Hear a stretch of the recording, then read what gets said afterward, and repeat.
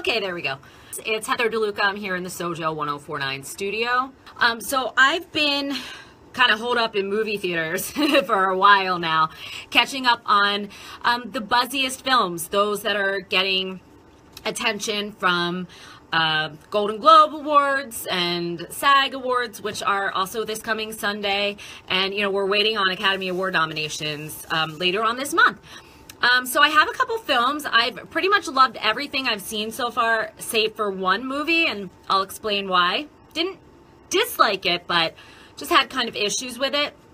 But before I get into the films that I'm going to review, I want to talk about this TV show called Happy on the Sci-Fi Network. Why is no one talking about this show? It's fantastic. Christopher Maloney, who used to be for a long time on Law & Order SVU, he kind of stars as like a drunken hobo hitman in New York City who makes friends with his daughter's imaginary like cartoon friend, which is like a blue unicorn, because his daughter's gotten kidnapped and the imaginary friend's going to help him find it.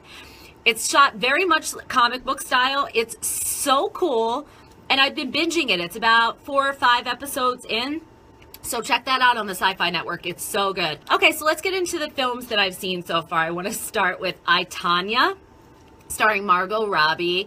I do remember, like it was yesterday, the whack heard round the world when Nancy Kerrigan got hit on the leg. The why?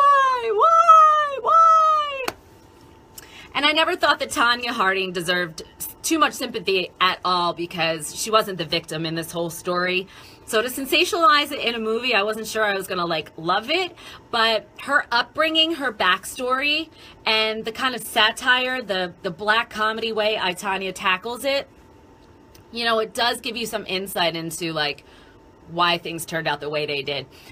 It's a stunning film. It's worth seeing just for Sebastian Stan's performance as Jeff Gillooly. He like nails it. But for Allison Janney's portrayal of Tanya's mother, whoops, sorry about that. She is BS crazy, if you know what I mean. Hi. So I highly recommend I, Tonya. I know you might not think like, oh, it's a figure skating movie. It is not at all. It's I'm just gonna hold it. It's so entertaining, and it's really fun to go see with your girlfriends, or if you lived through that '94 Olympic scandal, you'll totally relate to it. It's actually pretty funny. Okay, so the next film is one that I didn't really want to see, but my husband kind of pushed me, is 3 Billboards Outside Ebbing, Missouri. I knew that there was something to this after Frances McDormand picked up her award at the Golden Globes, and Sam Rockwell, right? Like, this is kind of his year. It is so good and so compelling. I would say that this is probably my favorite movie of awards season so far. Frances McDormand's performance is heartbreaking, but it's just another one of these stories where characters keep making all the wrong decisions, and you're sitting watching it going like, ugh, what are they gonna do next? So I highly recommend 3 Billboards Outside Ebbing, Missouri, as Frances McDormand tries to track down the person or people that raped and murdered her daughter. Next is The Disaster Artist, starring James Franco, which is, it's hard to explain, because The Disaster Artist is a movie about a movie called Room, which is lauded to be the worst film ever made. And in the film, James Franco plays Tommy Wiseau, who was maybe one of the craziest real-life people I've ever seen, not just a created character. And I feel really bad because James Franco is kind of under this veil of suspicion for sexual harassment, and even though he did pick up the Golden Globe Award, I don't know that he's even going to get nominated for the Academy Award, because it seems like Hollywood just does not want to even touch anybody that could be linked to any sort of sexual assault, sexual battery, abuse scandal at all. So it's really unfortunate, but he's so good in it, and it's just a mind twist. So if you like James Franco, this is his best role. He totally deserves to get nominated. And even though it looks a little complicated, it's actually really not. Seth Rogen's in it too, and it's really funny. Then I want to talk about The Shape of Water. This is Guillermo del Toro. He is such an interesting storyteller. I wonder what's going on in his mind sometimes. So Octavia Spencer stars in this, but Sally Hawkins is a woman who is not deaf, but she's mute, and she can't use her voice, so she signs. And it takes place in like the 50s, and the government is holding on to this thing that looks like the creature from the Black Lagoon, and she connects with this creature. And so I think like the undertones are like really good for the times right now. Like love is love is love. You don't need to look like each other or even be able to communicate verbally to just have some common ground and compassion and care for each other. But I'm not exactly sure how I felt about this movie. It's beautifully shot and definitely worth seeing, but there comes a point towards the end of the movie where you're like, okay, what is going on? What is happening? But everyone in Hollywood seems to love this movie.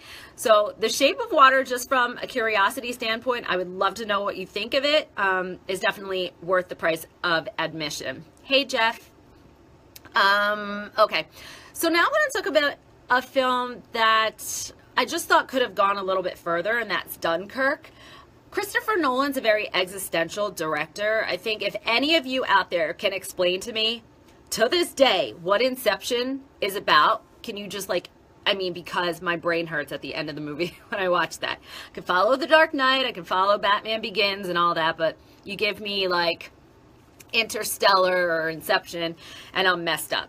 What I think happened with Dunkirk, which is about a battle that took place on the shores of Britain, trying to hold off the Germans in World War II, is that it is too existential. There wasn't enough historical context. They should have either decided to tell the story from the point of view of the soldiers in more of a Saving Private Ryan kind of way, or they should have told it from the civilians who took the boats out to rescue soldiers who were stranded off of a destroyed submarine and ship.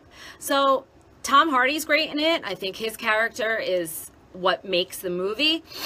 But I found myself going to Wikipedia and wanting to look up more historical facts about the Battle of Dunkirk.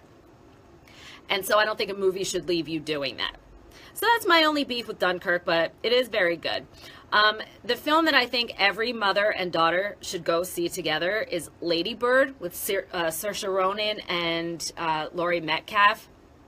It's just, you know, about a mom not wanting her daughter to grow up, that daughter pushing the boundaries and trying to find her way in the world. And it's got to be hard for both. And I think anyone who has a daughter or is a daughter can understand that dynamic and how complicated it can be sometimes between mothers and daughters. But it's so cute and so relatable. So that's another one. So those are the films that I've seen so far. I'm giving I, Tonya thumbs up, Billboards in Missouri thumbs up, The Disaster Artist thumbs up. I'm giving The Shape of Water 1 thumb up and 1 thumb down just because I don't even know what happened at the end of that movie. But Lady Bird, thumb up, and I'm kind of giving thumbs down to Dunkirk. I just wanted more. All right, so on my list, I'm going to try to get to seeing The Post with Tom Hanks and Meryl Streep. Definitely going to see The Darkest Hour this weekend, about Winston Churchill. I think that touches on the Battle of Dunkirk too, if I'm not mistaken. Takes place during World War II. And Molly's Game, which is about the world of poker and card sharking, with Jessica Chastain.